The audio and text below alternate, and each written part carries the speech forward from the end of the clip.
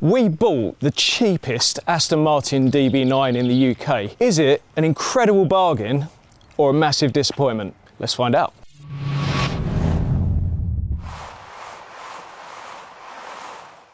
Bit of trivia for you here. The Aston Martin DB9 was designed by Ian Callum. He also designed the Ford RS200 and the Escort Cosworth. It looks better in the flesh than in pictures, in my opinion. Being an Aston, it's expected to look good, and it really does. I think it's aged really well, and it will continue to do so into the future. It's a timeless classic, in my opinion. The DB9 was £110,000 when it was new nearly 20 years ago. It's got a naturally aspirated 6-litre V12 pumping out 450 horsepower and 575 newton meters of torque, giving it a power to weight ratio of 257 horsepower per tonne, which is enough to have a bit of fun. The interior, as you would expect, is very nice indeed. The only thing that I've noticed everybody comments on is the wood veneer on the dash in the centre. I actually quite like it myself, but almost everybody I've showed the car to immediately points it out and says it looks out of place in the car. And I know from researching online that Aston DB9 owners tend to prefer the piano black to the wood veneer. What do you think? Let me know in the comments. The handling and brakes are quite interesting. I drove this car at Brands Hatch last week on the Grand Prix circuit, and I'd say the handling was just really nice. I drove a more modern M4 competition as well on the same day, and it had much edgier handling. This, by contrast, was super easy, combined with the linear throttle and the good feeling. You get a really good feeling from the brakes as well. It was really easy to drive in the wet. My only criticism of the brakes is when you are at slow speeds, they just feel very under-servoed. So, for example, if you're pulling out of your driveway or out of a car park and you've got your foot on the brake, like you would in a normal automatic car to stop it from going forwards, you then start the engine and the car actually moves forwards because you're not pressing the brake hard enough. It's a mild annoyance and irritation at first when you're not used to the car, but of course when you get used to it, you just press the brake harder. It feels a bit like, if you've got any experience with driving race cars, it feels like a bit like having a pedal box on a race car. I don't quite know why Aston Martin would have designed it like that. It is nice on track, you get a lot of feel from the brakes, but personally I would prefer it if they had a little more servo power at low speeds. Other than that, the handling is just wonderful. I'm not a big fan of V12 cars in general because although they sound great, they've got loads of torque, loads of power, generally speaking the engines are just too heavy and it kind of destroys the handling. But with the DB9 there was none of that at all. You know, if I didn't know better I would have said it was a smaller V8 or V10 engine. So it works really well. Beautiful handling, beautiful rides. It's just a nice place to be, and it's nice car to drive. The thing you immediately notice about the DB9 is that it doesn't actually feel that quick. And the reason for that is that it has an extremely linear throttle. A lot of modern cars have a throttle map so that when you're, for example, at 25% throttle, it's actually at more like 60%, for example. And this makes it feel faster than it actually is. So in that example, the last 40% of the throttle travel will only give you a tiny bit more power. Of course, being an Aston Martin, it doesn't need to show off or pretend that it's fast because it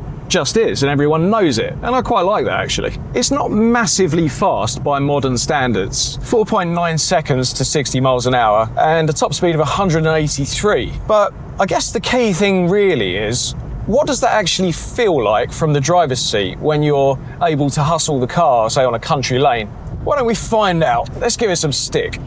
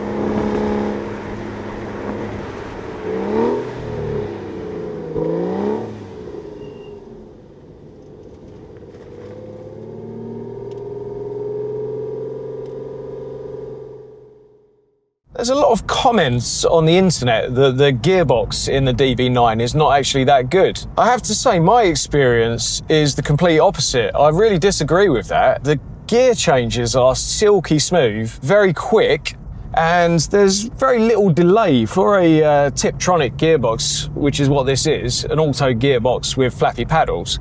Almost instant gear changes. So much better than, for example, the ML63 I drove a few weeks ago. Also, the feeling of actually pulling the paddles, it just feels like they're a really high quality feeling.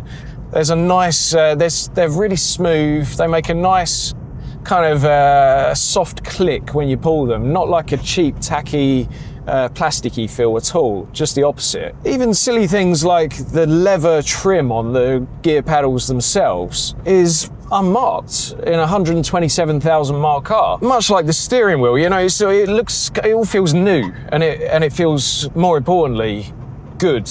It's been well engineered, in my opinion. I really like the gauges and dials on the dash.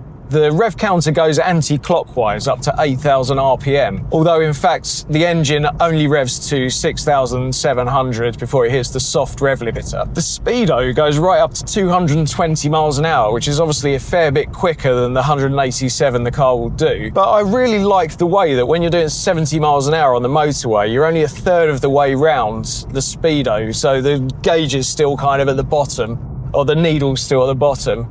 I really quite like that. Maybe I'm a bit of a child, but it makes it feel like you're driving a bit of a spaceship. The biggest thing you notice about the DB9 though is just the sense of calm. The linear throttle, the quietness, the comfortable driving position, the nice suspension. It just feels like you're kind of gliding along, and you're just a bit happier when you're driving this car than when you're driving something else. Aston Martin really know what they're doing. Things I don't like about the DB9, the brakes I've talked about already. They are a bit under-servoed at low speeds, but I forgive the car for that.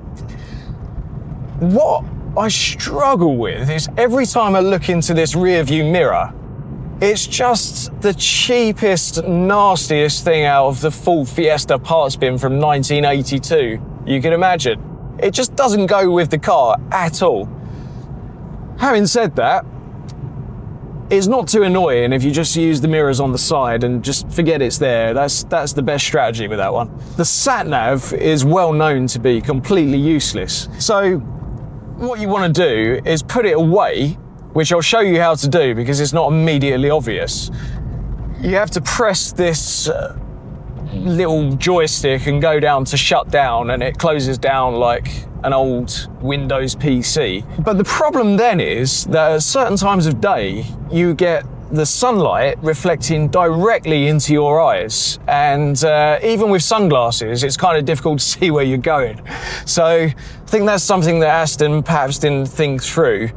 I'm sure you could find a solution, maybe find like a dull matte black mat to put. In fact, as I'm saying this, the sun's shining directly into my eyes. I'll see if our cameraman James can get it for you. But I'm being picky. It's very clear that Aston have focused on what's important. The engine's an absolute peach. The chassis lovely. The brakes work really well. And everything that you really care about as a petrol head on this car is pretty much spot on, with a few bits and pieces that you'd really rather weren't here bolted on as an afterthought. But because the car's generally so good, you let it go. It's a bit like when your wife puts OXO instead of Bisto on your Sunday roast. But the beef was tender, the roast potatoes were really crispy and fluffy, so you let her off. Another thing that I don't really like about the DB9, or more accurately, I don't really get, is why on earth does it have 4 seats? I tried getting in the back the other day just for a joke, and I'm a renowned midget, as I think I've mentioned before, and my head was at pretty much a right angle. The space surely would have been better used to add boot space, for example, or just have a luggage shelf or something like that. As Dan, who runs the race team I drive for, pointed out the other day, It's really only good for very small children who need a baby seat anyway, so probably still wouldn't fit, or double amputee midgets. Another thing that's probably worth mentioning is that when you open the door on the DB9, it doesn't just open outwards, it simultaneously goes slightly up. This sounds great in principle, but in practice, when the car gets to be 15, 20 years old, the check straps in the door start failing a bit and essentially it just won't stay open. So I'll show you what I mean now. When you open the Aston's door fully and then just let go, it slams closed. I'm sure it worked really well when the car was new, but it's kind of annoying, as I think you'll probably agree. But being a DB9, like with its other tiny flaws, we're gonna lay it off. So to answer the question, is the DB9 an incredible bargain or a big mistake? I don't think you're going to be too surprised to hear that I think it's the bargain of the century. So should you buy one? Well, based on everything I've just said and its small faults put to one side, if you love cars, I think you should. And it's got the added benefit that everyone you come into contact with seems to agree. One thing I forgot to say earlier, I was driving this car the other day and I had my friend in the car and I was just showing him what the car could do and you know what the engine sounds like when you rev it up to the rev limiter, and there was an undercover police car. We were behind it and he put his lights on when he was still in front of us, and all he did was wound the window down and said, "Slow down." And I thought that guy could have definitely waited for us to go in front of him and then followed us and done whatever it is these people do.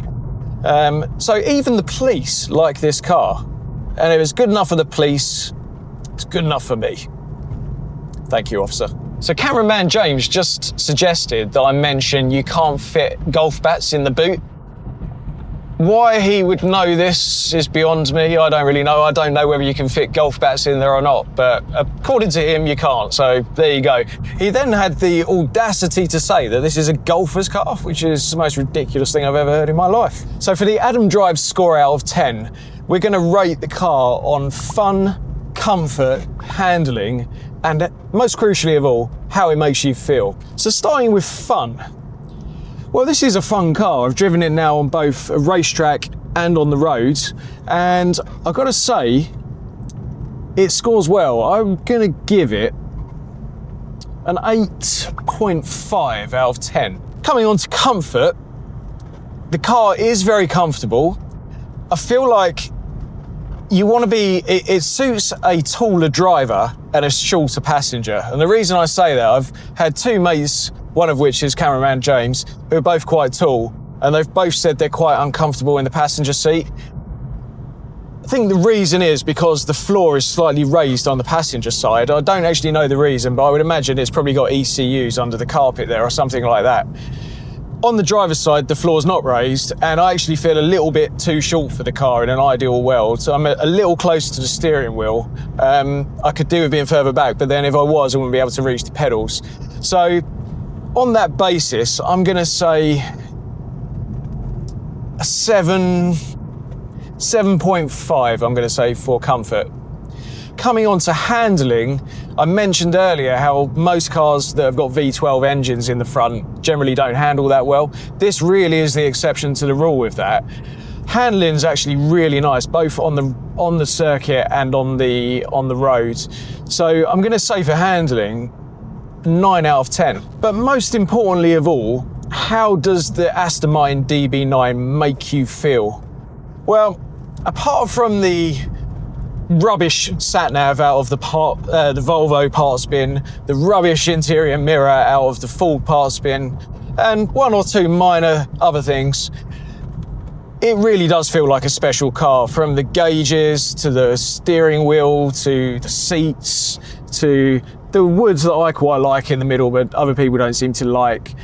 It just feels like a special car. It's a nice place to be, and it feels like a special place to be. So on that basis, I'm going to give it a 9 out of 10. It would be 9.5 if it didn't have those other minor issues. Anyway, that gives a total of 8.5. James did the maths. That was the Adam Drives review for the beautiful and amazing Aston Martin DB9. We paid £14,500 for this car, which I think makes it one of the bargains of the year. It's been a long day filming. We started early and it's getting late now. So I'm thinking that means gin and tonic time. What do you reckon, James? Or two. Or three. Right, we're off to the pub. See you later.